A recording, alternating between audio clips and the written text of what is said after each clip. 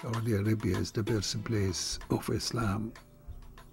It is also known as the Wahhabi conservative society. On the other hand, Saudi's wonderful heritage are seldom known, and Saudi Arabia is seldom called the land of love. Meet the artists who want to change that. I'm a Canadian living in Saudi Arabia at this point in my life, and I've been there for the past 10 years, and it has been an experience of self-discovery while living in the kingdom.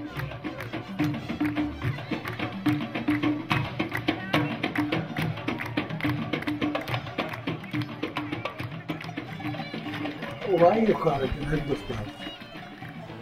I call it the land of love basically because I felt that the world at large perceives Saudi Arabia as exactly the opposite. We, with all the terrorist acts going all over the place, somehow or another, most of them trace back to some link with Saudi Arabia. I mean, whether it's media propaganda or whatnot, there's always some link.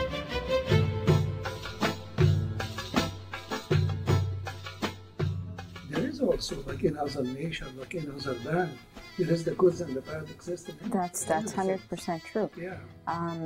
Yes, but I do call it the land of love for a reason, because I feel, with my personal experience, that while, living there for this many years, that I truly, truly believe and feel that Saudi Arabia has two faces. There's two sides. And that's for anything, basically. Yeah. But I just felt that, you know what, the world has yet to see the beautiful side. There's a very mystical side. There's the message of love. And the Prophet, peace be upon him, Muhammad, is buried there. And how is it, it's very ironic that the same message he brought, which is Islam, and the same prophet from this land, and then, now you have this perception of Saudi Arabia to be the land where terrorism comes from. Yeah. It stems from.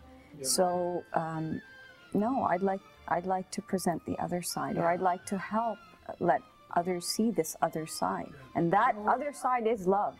Not just myself as, I'm not a Saudi here, and I'm not representing, Saudi Arabia, nowhere close to, but I feel that, yes, I think there has to be a concerted effort for bringing this to light.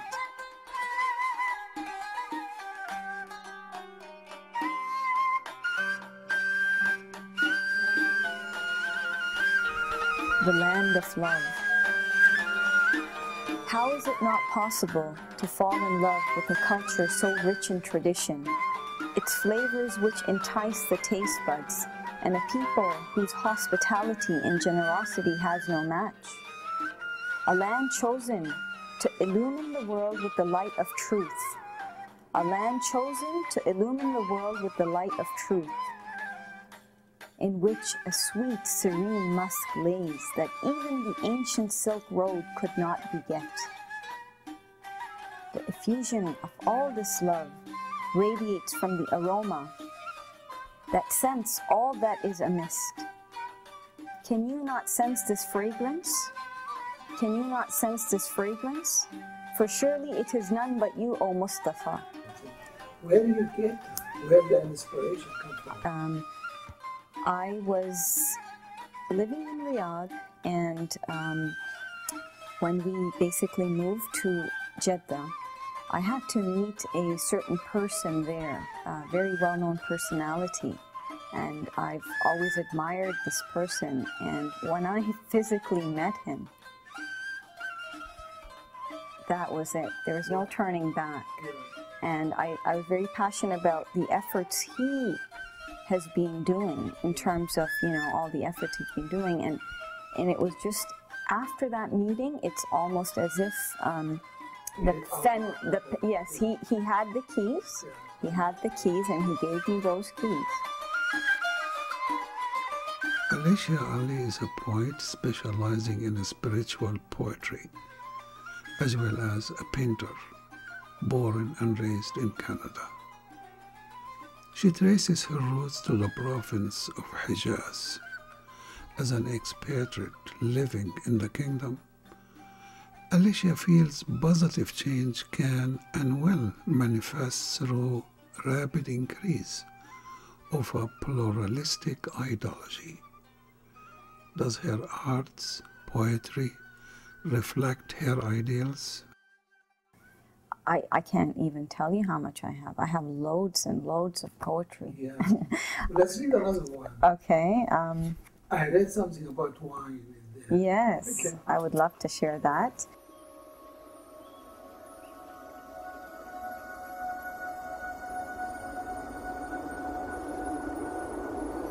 This one is a classic, as many people like this one. I'm very fond of this. Drink. It's called Drink. You've asked to drink from the cup of love. Now let it pour from high above. Savor every sip, my friend. You'll never run to an end. Prepare to fall deep in love, abducted and placed in a secret cove. You'll toss and turn, your heart shall burn, you'll slip and fall and know none at all. Your body too shall be set aflame, a fiery blaze, yet who's to blame? Once you've joined the inner tavern, sip with his friends, need not beg, borrow, lend. When your cup is almost empty, it shall be filled again aplenty. You're sick in love, a contagious malady from above, a drunkard, an addict, whatever you wish call it. The only way to free yourself is to be forever in love.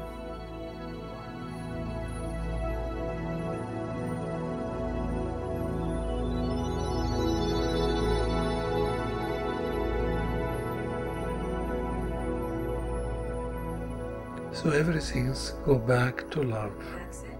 This is the source for everything. It's the greatest Yeah, power on earth. yeah, yeah.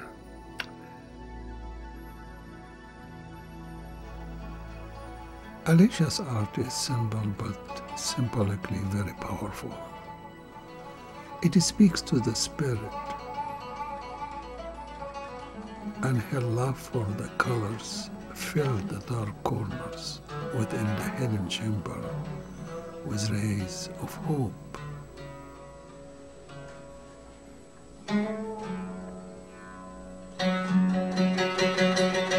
What happens is when you meet such people who connect with you on a soul level, then in my experience, a lot of unveiling takes place. So this was definitely, another spiritual encounter, and I can't recall exactly, which one, because I'm full of those in the land of love, and that's what I'm seeking. And so it was definitely, at that time when I was set ablaze, you could say. And I'm going to be very frank about it, because in spirituality, this is all fine. Considered by many in Saudi and abroad as a silent activist. But don't underestimate Alicia. She has founded multiple organizations and support groups. Her recent brainchild project, Arabian Jewel, joined force with Soul TV Vital Voices, a special social network promoting artists for non-violence. It is absolutely necessary to have a platform where artists of all walks come together and we all embrace the art, and through that the message of love is delivered. And it's exceptionally unique what you have basically initiated. And a project like that needs to be fused with similar projects with the same goal, same idea, same vision, that would like to do that. Arabian Jewel. We've had a spiritual marriage between Soul TV, Vital Voices, and Arabian Jewel. What you say to artists out there? Come one and come all. Yeah. And come and express your art. You're here for a reason. Yeah. And if this is what, you're bringing that energy into the universe, let us see it, let us hear it, let us see what you have. Yeah. And I think that's very important. Yeah. Absolutely. Is it the same way, the same inspiration when you write poetry? Is it the same as when you're painting or doing drawings? Or do you come from two different places? Well, I think the source is the same, Yeah. but the mode of expression is obviously different. Yeah. For me, poetry, painting I can put off for a bit. I could even put it on pause for some time and then, get back to it. But poetry is a spontaneous thing, and it's not just me, but many poets will tell you the same thing, that we cannot just sit with a pen and say, what shall we write about? Or, it's not like that. You have to be in a certain state, and I would define that state as when you reach a boiling point, then, the pen flows.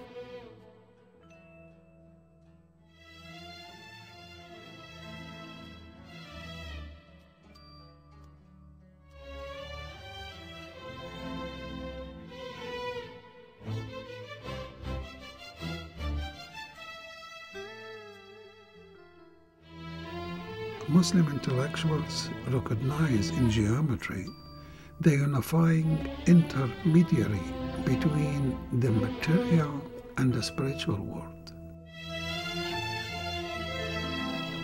These patterns may be seen as symbolizing the Islamic principle of Tawheed, the unity of all things, and Mizan, order and balance, which are the laws of creation in Islam.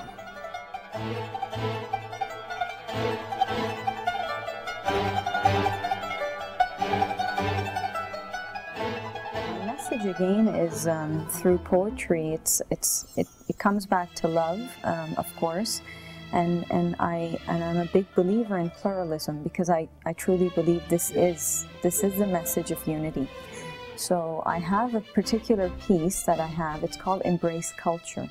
Yeah. And this would be, applicable for the same vision of Vital Voices, Arabian Jewel, and whatnot. Yeah. Everything in between. Yeah. So, Yeah, please do. embrace culture. To embrace culture is to embrace humanity. Embrace humanity and live in harmony.